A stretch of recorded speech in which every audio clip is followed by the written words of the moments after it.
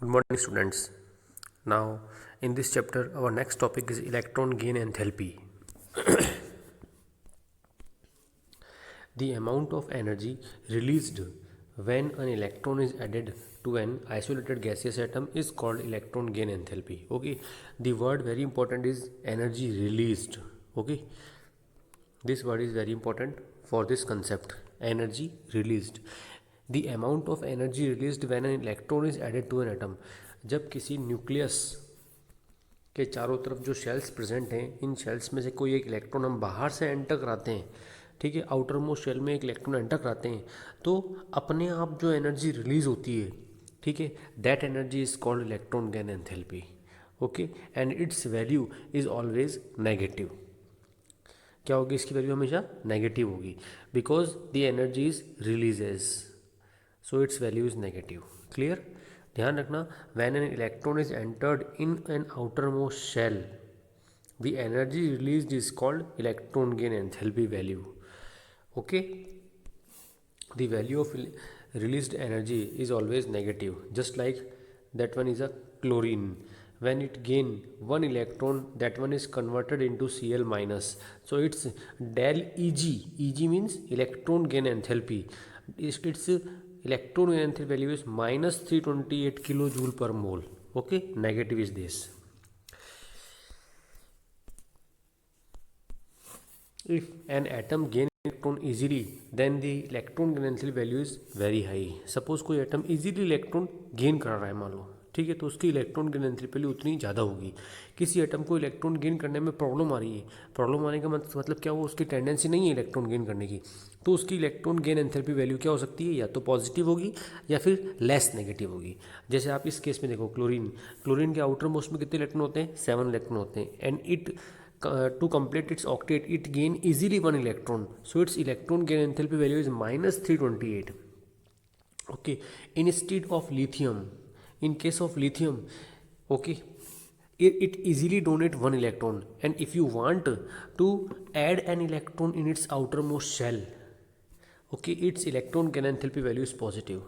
तो कहने का मतलब ये है कि अगर कोई एटम इलेक्ट्रॉन गेन नहीं करता है, उसकी टेंडेंसी इलेक्ट्रॉन गेन करने की नहीं है, फिर भी आप चाहते हो कि हम उसके आउटर मोस्ट इलेक्ट्रॉन में एक एंटर गेन कराएं, तो उसकी electron gain enthalpy value positive होगी.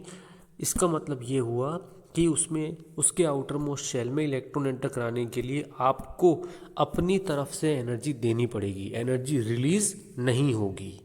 ठीक है, एनर्जी रिलीज वही एटम करेगा जो इजीली इलेक्ट्रॉन गेन कर रहा है.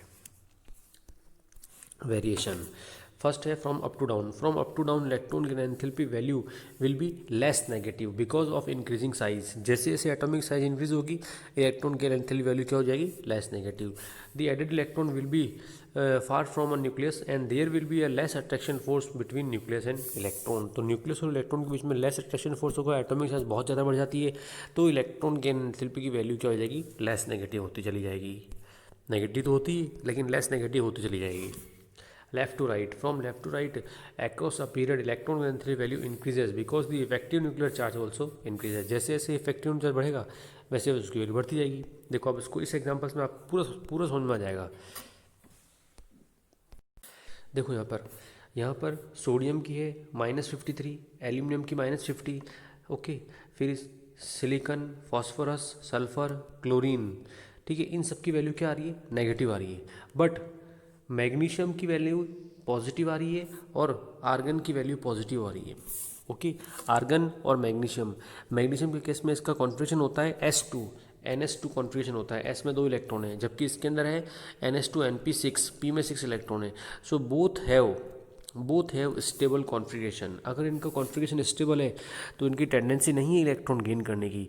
तो अगर इलेक्ट्रॉन गेन नहीं करेंगे तो हमें अगर फोर्सफुली आउटर मोस्ट शेल में इलेक्ट्रॉन ऐड करना पड़ेगा तो हमें अपनी तरफ से एनर्जी देनी पड़ेगी. So their values are positive. Clear? Factors affecting electron gain enthalpy value. First is atomic size.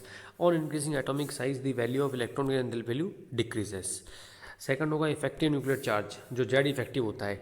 With increasing effective nuclear charge the Z value also increases. क्योंकि ये इंक्रीज होगा तो एटॉमिक साइज क्या हो जाएगी? डिक्रीज हो जाएगी. सेकंड है half filled and full field, जो कि भी मैग्नीशियम और आर्गन के केस में आया था. half filled and fulfilled concept. This configuration are stable configuration electron length will be less, या तो लेस होती है, लेस नेगेटिव होगी या फिर पॉजिटिव होगी, जो आपको हीलियम के केस में नजर आ रहा है। हीलियम ने एक इलेक्ट्रॉन गेन किया या हमने इसको एक इलेक्ट्रॉन गेन कराया तो हीलियम He माइनस में कन्वर्ट हो गया। आपने कभी सुना है He माइनस? He प्लस तो होता है लेकिन He माइनस कभी नहीं सुना, ठीक है, तो इसकी वैल्यू पॉजिटिव आ रही है। Applications of electron gantry value reactivity first है, the elements whose electron gantry value is very high generally they are more reactive। Example के लिए नॉन मेटल्स, उनकी इलेक्ट्रोनेगेटिव वैल्यू क्या होती है? हाई होती है, तो वो ज़्यादा रिएक्टिव होते हैं। रिड्यूसिंग प्रॉपर्टी सेकंड है, reducing property the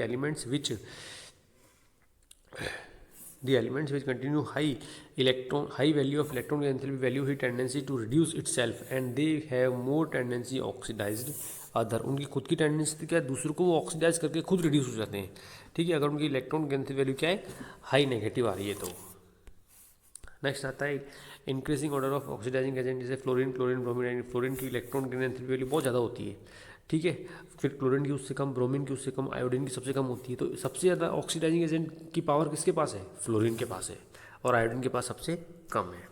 nature of bond, इसमें क्या आता है देखो, if the value of electron enthalpy value higher for ionic compound but it is weaker और lower than for covalent compound. Ionic compounds में जो ion बनते हैं पॉजिटिव और नेगेटिव आयन, उसकी वजह से इसके अंदर इलेक्ट्रॉन वैल्यू, इलेक्ट्रॉन डोनेट होते हैं ना, इलेक्ट्रॉन गेन करना, इलेक्ट्रॉन डोनेट करना, उसकी वजह से इसकी इलेक्ट्रॉन वैल्यू हाई होती है। और शेयरिंग होती है इलेक्ट्रॉन्स की कोवेलेंट बॉन्ड में, तो वहाँ इसकी वैल्यू क्या होती है? लोअर होती है। Okay, now next concept is valency. Okay, that is a valency of any element is measure of its combining power with other atoms, okay, when it forms chemical compound और molecule. एक compound के अंदर अगर दो element present हैं तो उन elements की जो कंबाइनिंग पावर होती है उसमें से किसी एक एलिमेंट की वो वैलेंसी होती है, जिसको हम इस तरीके से शो कर सकते हैं। जैसे मेरे पास में मैग्नीशियम Mg है और Cl2 है ना, मैग्नीशियम की रिएक्शन मैंने Cl2 से कराई, तो ये क्या बनाएगा? MgCl2 का फॉर्मेशन करेगा। किसका फॉर्मेशन करेगा? ये मैग्नीशियम क्लोराइड का। अब मैग्नीशियम क्लोराइड के अंदर ये पूरा एक कंपाउंड है, तो इसकी पूरे कंपाउंड की जो एलिमेंट की मेजरिंग क्वांटिटी, जो हम कंबाइन पावर जो बैलेंस करते हैं, उसमें Mg की ये 2 यहाँ आ रहा है, इसका मतलब Mg के ऊपर +2 चार्ज है, और ये 1 आ रहा है तो इसके ऊपर -1 चार्ज है। तो मैग्नीशियम की वैलेंसी कितनी हो गई? +2 हो गई, और क्लोराइड की वैलेंसी कितनी हो गई? -1 हो गई। Valency of an atom vary according to the group number. Group के अकॉर्डिंग वो प्लस माइनस में हो सकती है, ठीक है। अब वेरिएशंस क्या क्या आते हैं देखो इसके अंदर, from left to right, on moving left to right the valency of element first increases then start decreasing. इसको भी अपन नीचे एग्जाम्पल में देखते हैं। From up to down, in any group generally the valency of different elements are appear approximate same। कैसे देखो, ये आपके पास में एक एग्जांपल आ रहा है, sodium, magnesium, aluminium, silicon, phosphorus, sulphur, chlorine और आर्गन। इसमें अगर अपन देखें तो सोडियम इन सब का जो आउटर मोस्ट इलेक्ट्रॉनिक कॉन्फ़िगरेशन है वो ये इनका आउटर मोस्ट इलेक्ट्रॉनिक कॉन्फ़िगरेशन आ रहा है। सोडियम का आ रहा है 3s1 3s2, एल्यूमिनियम का 3s2 3p1, सिलिकॉन का 3s2 3p2, ये इनका आउटर मोस्ट इलेक्ट्रॉनिक कॉन्फ़िगरेशन है। अब इनको अपना ऑक्टेट कंप्लीट करने के लिए क्या करना पड़ेगा, है ना, तो वो आपको चेक करना है। देखो सबसे पहले सोडियम की बात करें तो सोडियम क्या करेगा, एक इलेक्ट्रॉन इसने क्या किया, डोनेट किया, तो ये n+1 में बदल गया। मैग्नीशियम ने 2 इलेक्ट्रॉन डोनेट किए, एल्यूमिनियम में 3 इलेक्ट्रॉन डोनेट किए, और सिलिकॉन या तो 4 इलेक्ट्रॉन डोनेट करेगा या 4 इलेक्ट्रॉन गेन करेगा, क्योंकि इसके आउटर मोस्ट में 2p2 आ रहा है इसलिए। फॉस्फोरस ने 3 इलेक्ट्रॉन डोनेट किए, 2 electron 1 electron, argon 2 electron donate करता ही नहीं है, ना गेन करता है। तो आप देखो इनकी वैलेंसी, अब वैलेंसी अगर हम चेक करें तो क्या आ रही है, +1, इस तरफ जा रहे हैं अपन। अब पहले वैलेंसी चेक करने के लिए हम इस तरफ जा रहे हैं, लेफ्ट राइट, +1 +2 +3 फिर +4 -4, वापस अब माइनस आ गई, अब -3 -2 -1 और 0। तो क्या हो रही है, वैलेंसी पहले पॉजिटिविटी में इंक्रीज हो रही है, फिर नेगेटिविटी कम पड़ती जा रही है उसकी। इस तरीके से वैलेंसी के ऊपर इसका इफेक्ट पड़ रहा है। So in any group the valency of different elements are approximate, but in any period the valency of elements changes according to the valenced electron। जितने वैलेंस इलेक्ट्रॉन है उसके अकॉर्डिंग उसकी वैलेंसी होगी। If the valency of any element is minimum in positive or negative sign, that means it is highly reactive metal। Positive negative sign में उसकी valency से -1 और +1 ही आ रही है, -3 और -2 की बजाय। तो उसका मतलब क्या, वो उसको एक इलेक्ट्रॉन गेन करने में और इलेक्ट्रॉन डोनेट करने में कोई प्रॉब्लम नहीं हो रही है, तो वो इजीली एक इलेक्ट्रॉन डोनेट करेगा, एक इजीली इलेक्ट्रॉन एक डोनेट करेगा और गेन करेगा. That means that reaction that element is more reactive. Those elements which have zero valency are inert in nature and present in 18th group. अब आपके next topic है electronegativity, है ना. Electronegativity जो कंसेप्ट है, according to Pauling the tendency of an element, ये इसकी definition है. The tendency of an element to attract the electrons towards itself is called electronegativity. Electronegativity का मतलब क्या हुआ, जैसे आपके पास में HF मॉलिक्यूल है, ठीक है. कौन सा मॉलिक्यूल के पास में H और F. इस हाइड्रोजन और फ्लोरीन में ये वाला एक बॉन्ड बना हुआ है, ठीक है. तो H और F में इलेक्ट्रोनेगेटिव एलिमेंट क्या है, फ्लोरीन है, और वो इलेक्ट्रॉन अपनी तरफ अट्रैक्ट करेगा तो फ्लोरीन के ऊपर आ जाएगा नेगेटिव चार्ज और हाइड्रोजन के ऊपर आ जाएगा पॉजिटिव चार्ज. इसलिए इस तरीके से जो इलेक्ट्रोनेगेटिव एलिमेंट होते हैं वो अपनी तरफ क्या अट्रैक्ट करते हैं, इलेक्ट्रॉन्स, बॉन्ड के इलेक्ट्रॉन्स को वो अपनी तरफ अट्रैक्ट करते हैं. That tendency is known as electronegativity. Okay. एक और एग्जांपल दे रखा है CH3Cl का. तो CH3Cl में हम क्या करेंगे, Cl मोस्ट इलेक्ट्रोनेगेटिव एलिमेंट है, तो वो बॉन्ड के इलेक्ट्रॉन्स को अपनी तरफ अट्रैक्ट कर देगा इस CH3Cl वाले एग्जांपल में, ठीक है. Those molecules which contain same type of atoms forms non-polar bonds like H2Cl2 N2 and O2F2. इस तरीके के जो कंपाउंड हैं, मॉलिक्यूल्स हैं, इनकी इलेक्ट्रोनेगेटिविटी क्या होती है, जीरो होती है इनकी electronegativity.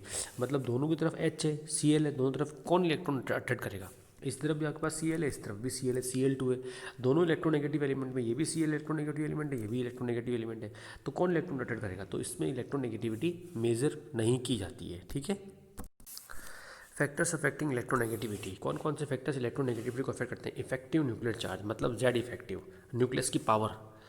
With increases nuclear charge tendency of attract electron pair is also increase है. जैसे जैसे इफेक्टिव न्यूक्लियर चार्ज इंक्रीज होगा, न्यूक्लियस की पावर इंक्रीज होती जाएगी, तो इलेक्ट्रोनेगेटिविटी भी इंक्रीज होती जाएगी. जैसे P ब्लॉक के जो एलिमेंट्स जो पीरियोडिक टेबल में किस तरफ होते हैं, है ना, ये पीरियोडिक टेबल आपके सामने, इस पीरियोडिक टेबल में P ब्लॉक के एलिमेंट इधर होते हैं, तो इनकी इलेक्ट्रोनेगेटिविटी सबसे ज़्यादा होती है, ठीक है. Fluorine has maximum electronegativity.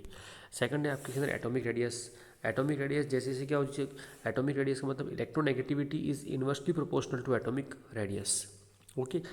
किसी भी एटम की जितनी छोटी एटॉमिक रेडियस होगी उसकी इलेक्ट्रोनेगेटिविटी उतनी ज़्यादा होगी. Oxidation state, with increase in oxygen state electronegativity also increases. जैसे अब एग्जांपल देखो आप, Mn+7, Mn+4, Mn+2, ये इन तीनों एलिमेंट्स की ऑक्सीडेशन स्टेट है. तो Mn+7 जिसने 7 इलेक्ट्रॉन डोनेट किए हुए हैं, है ना, इसकी इलेक्ट्रोनेगेटिविटी उतनी ही ज़्यादा होगी. हाइब्रिडाइजेशन, ठीक है. इसमें देखो electronegativity depends on the hybridisation of S character.